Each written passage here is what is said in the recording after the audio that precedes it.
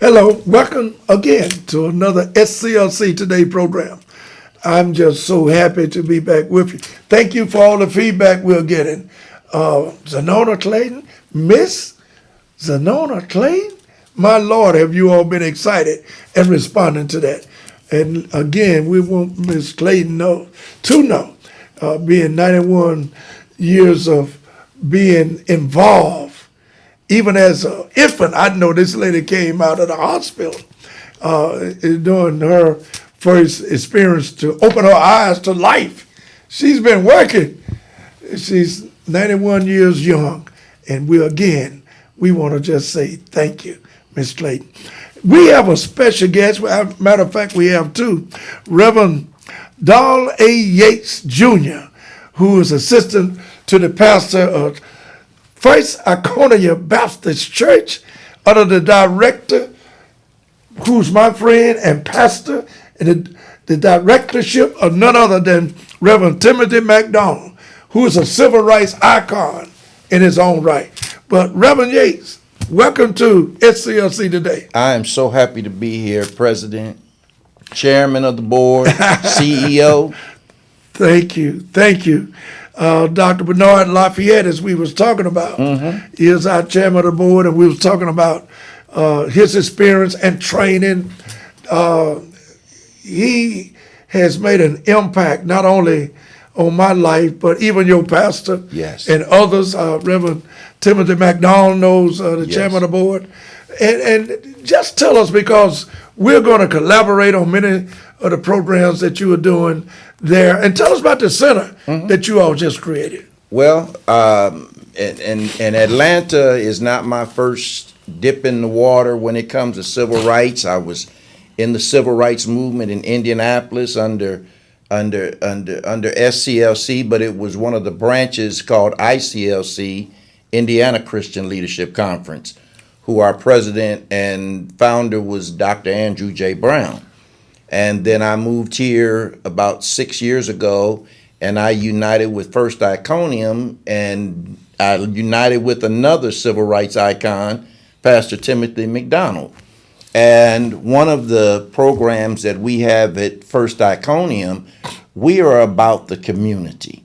We are about dealing with this gun violence, and not only the gun violence, we are about dealing with people who are struggling, who need help.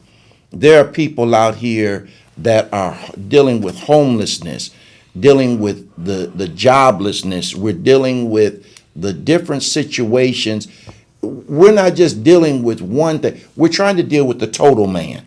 And we have a center that was named after our pastor, Pastor Timothy McDonald, which is the Timothy McDonald Action Center. My. And we want to be about action. Okay. We don't want to just talk the talk. We want to walk the walk. So we've got some nonprofit organizations that moved into our building that are dealing with a lot of the different facets that plague our community.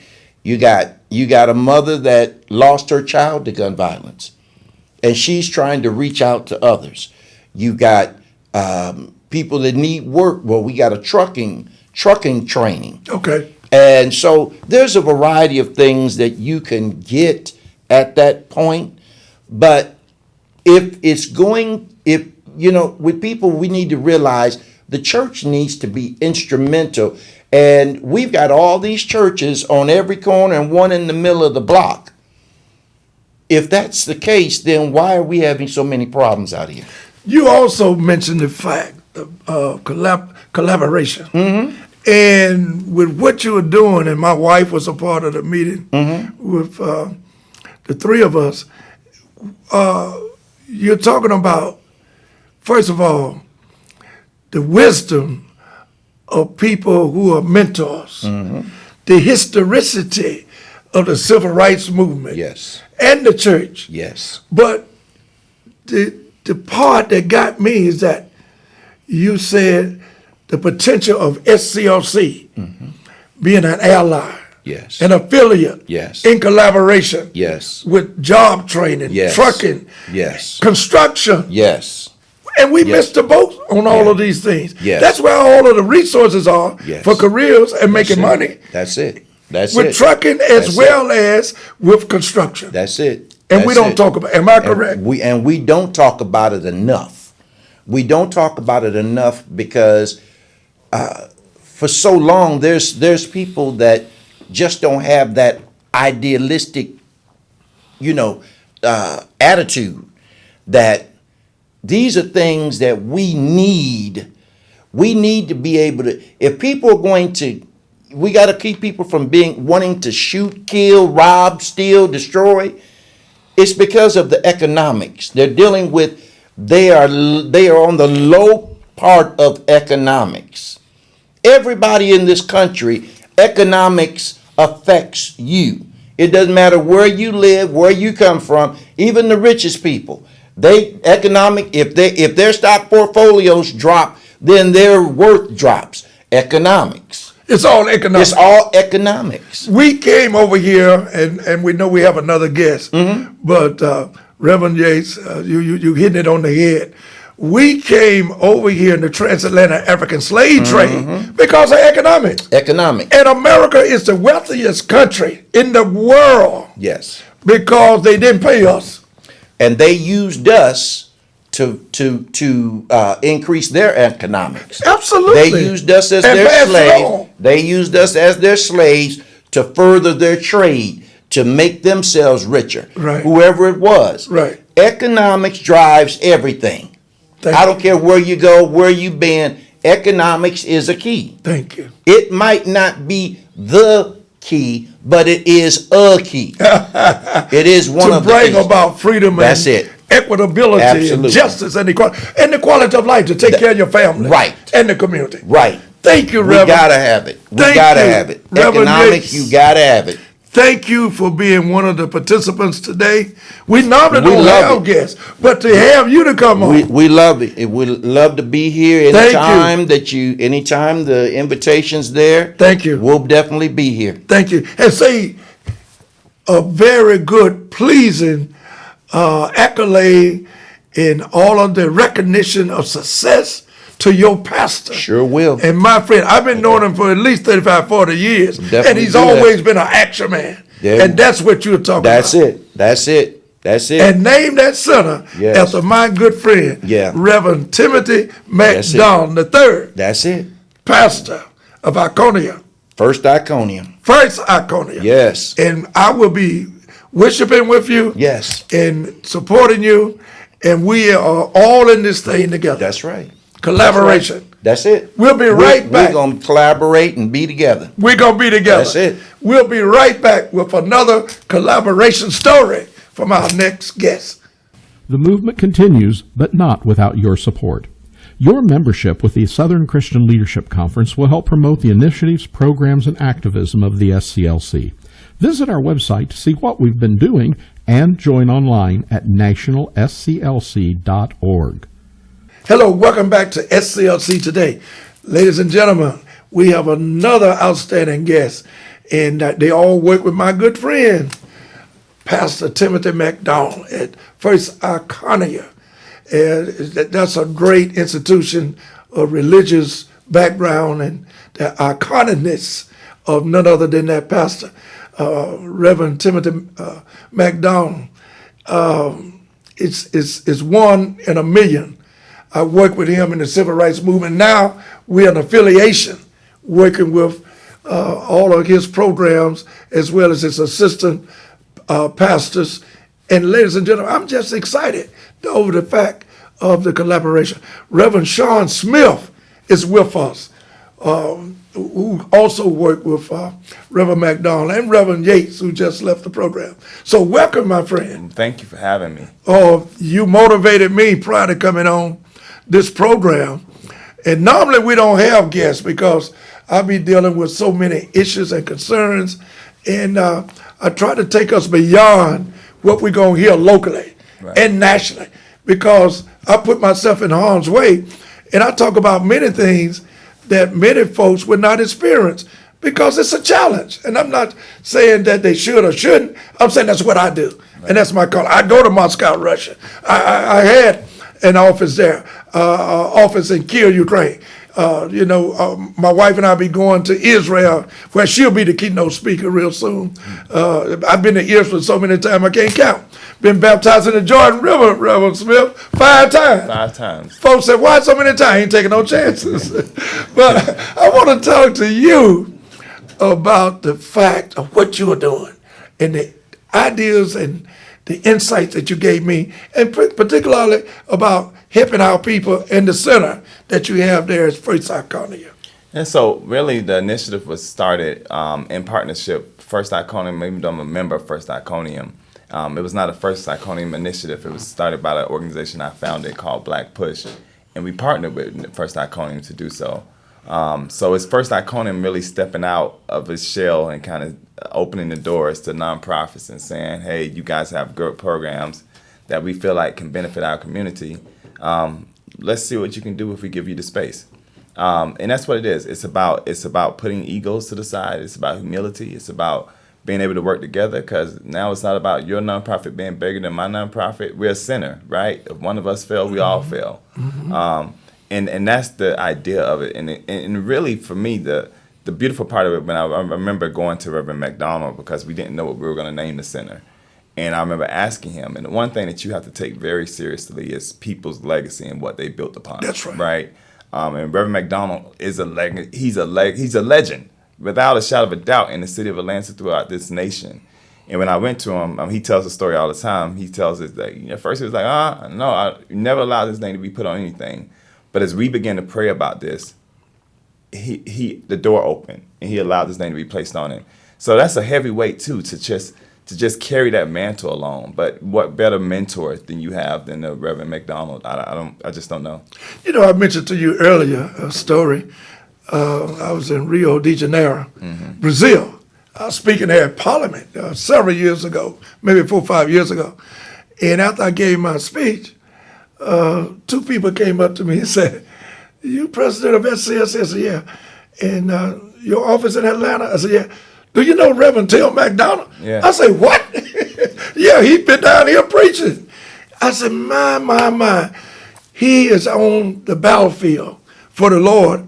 And it's not just in Atlanta or just at First Iconium. He's all over the world too. He is. And the thing that I just to give kudos to Reverend McDonald, I met Reverend McDonald probably 2 years ago. Okay. And we were in D.C. at a rally. And he was sitting in the back, just the most humblest guy. He is. And somebody was like, "You should go take a picture with him." And I never knew who I was taking a picture with. I took the picture with him. And over 2 years, that relationship flourished to where we have a really great friendship. But the one thing I love about Reverend McDonald is that he's not one who's been through the movement and because he's getting ready to transition out of it, like he has forgotten about it. Right. He is one that is still in the movement, and he's training up younger people to be a part of the movement. There you And I will have to say, like, most of the people who I've met and I've had the privilege of coming across, whether it was Martin Luther King III, whoever, it was because of the fact that Reverend McDonald opened the door. And that's how I think leadership should be. We should always be looking to pass something along to the next generation. That's right. You said it, and you hit it right on the head. And because you pass it along, doesn't mean you're getting out of it. Right. And that's what Right. Reverend McDonald is setting up. And that's what I hope to set up. Matter of fact, you can't let everybody know your plan Right. before you just do it. Because too much talk going on, and people not implementing, about implementation. And we can't get hung up on the gap in the separation of the generations. Right. I discovered that long time ago. I can relate to young folks like Reverend McDonald can. I can relate to young folks as much as folks my age and older. So the system would embed it with its selfish self. They never share in the profit. Right. You need to know this. America never shares in the profit. Right. This system will embed us on separation through generation if we're not smart enough to know that we got to bring each other along. How you as an outstanding young man, 35 years of age, and you don't have the relationship with people like Reverend McDonald and myself. My daddy used to tell me, "Boy, it's a fire out there. And if you listen to me, you don't have to go through and get burned like I did. You can go around it." Right. That's wisdom. and to see you and what you are doing. Tell us about your awards program, what you did last year, and what's going on, and motivating the people who come before you. I'm just honored because even at Black Push in the last year alone, we have made huge strides. Last year, we took on gun violence in a major way, traveling the country from Uvalde down to Highland Park, Illinois, meeting with families, Buffalo, who were impacted by gun violence. We've gotten some policies passed, and we met with last year alone, over 200 legislators from the national level and from the state level. We've been able to partner with organizations like Black Voters Matter. We did the first ever warrant clinic in Macon, where we allowed people, over 200 people who had warrants who could not register to vote, they were able to get their warrants lifted. Wonderful. And we actually went a step further and went to court with them when they had to go to court. And we're getting ready to replicate that this year, where we're getting ready to hopefully have 5 counties. We partner with organizations because, again, my thing is about partnership. It's not just about local partnerships. Right. It's about national partnerships, too. We're honored that on April 19th, we'll be hosting Gabby Giffords here for her documentary. Tell people who she is. So Gabby Giffords was a congresswoman who was actually in her district going out to talk to her constituents at a grocery store. And one of her constituents that did not like her came up and shot her at gunpoint, and she survived. Her husband now currently is a senator. His name is Mark Kelly from Arizona. But she was a U.S. congresswoman, and she's getting ready to come here to show a documentary, and she'll be doing that through Black Push, and we hope that we get a lot of people out to show support for that.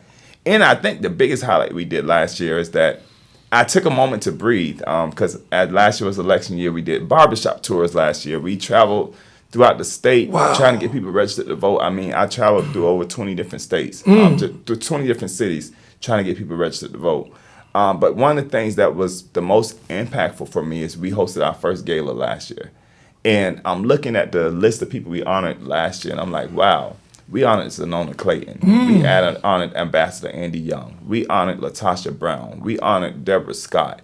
We honored Sandra Lee Williams. We honored Shannon Jones. We honored so many different people. In fact, we even had the John Lewis family come and present the John Lewis Award. Wonderful. To one of Hank Thomas was one of our honorees. Yes. So this year we are super excited because we're going to build on that legacy, and we're going to continue to do some of that work to make sure that our community goes back to that principle that it takes a village to raise a child. That's correct. Hank Thomas, you mentioned that name. He was very instrumental in integrating the interstate bus. Yes. And he's also a good friend of Dr. Bernard Lafayette, our chairman of the board.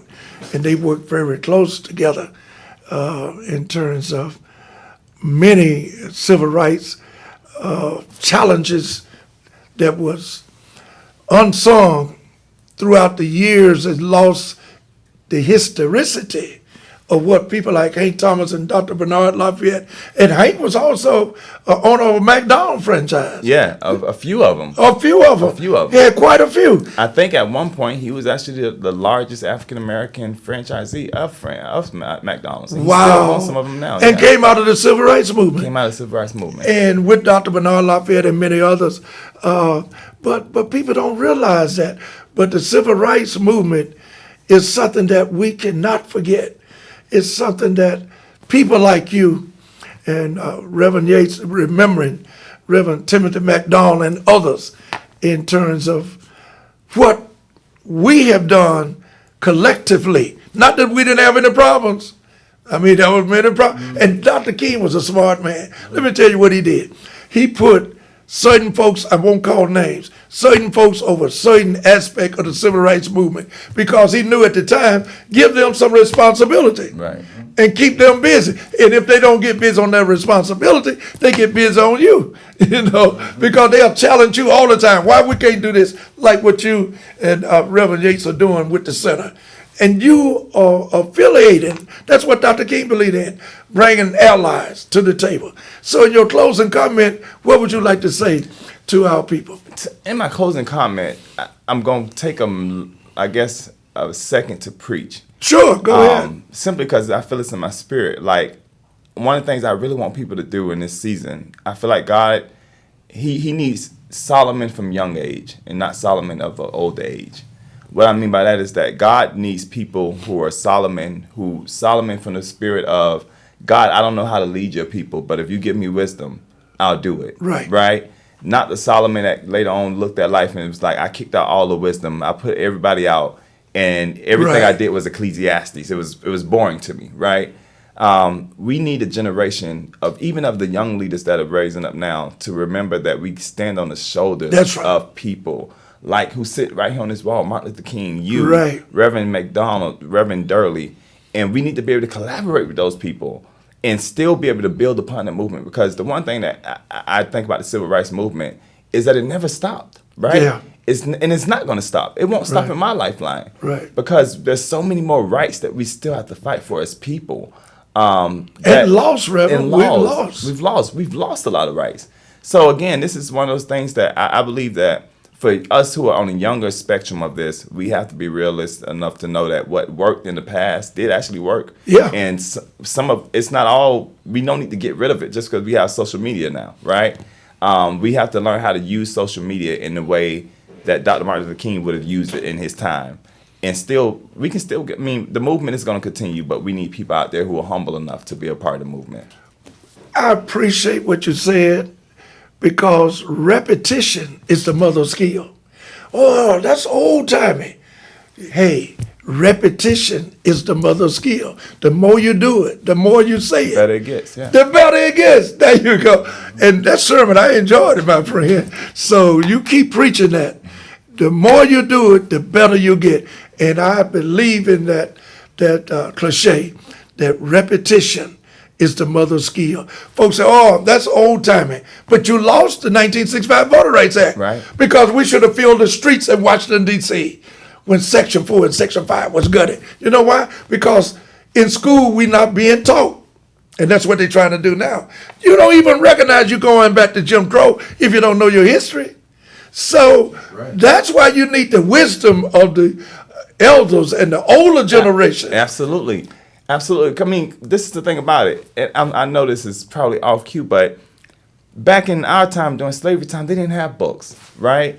They didn't know how to Amen. read. They didn't know how to write. Amen. The only thing that they depended on to know their history was their ancestors. That's right? the And that's only where way. they got wisdom at, and that's where they got knowledge from. Yes. And a lot of times now, you know what, besides me, a lot of times we have a lot of great young people out here doing great work. Don't get me Absolutely. wrong, right? Absolutely. But there's some of them who go about doing it in a way that's disrespectful to the generations before them. Right. And we got to make sure that we don't do it that way. We bridge it to a way where we are working with that generation versus working against that generation. That's Because right. they got a lot of things done right. That's right. We allowed some of them to mess up because we don't take advantage to vote when we should vote. That's right. We can go down the list. That's So, I right. mean, we just, this center, First Iconium, Black I Push, what love we're it. trying to do is really say that the problem started in community. Yes. And the problem is going to be resolved back in the community. Yes. So as the mayor called this the Year of the Youth, we're calling this the Year of the Youth as well. And we're partnering with the city of Atlanta and the whole state of Georgia. And let's take down the amount of killings we have. Let's do it. Let's do it. And thank you so much, Reverend. And thank you for involving SCLC, because when I got the call, I didn't know exactly what we were going to talk about or how we were going to do it, but I'd say 12 o'clock, let's meet. And that's the beginning of a conversation that's going to evolve in something great, because SCLC will be collaborating and be an affiliate of what you and Reverend Yates, as well as my good friend, the pastor, Tim McDonald at First Iconium. We thank you for coming. Pleasure. We will be with you, and we got a lot of work to do. We got a lot of work to do. That's right. Thank you, ladies and gentlemen. This is just the beginning, and we'll see you next week. Godspeed.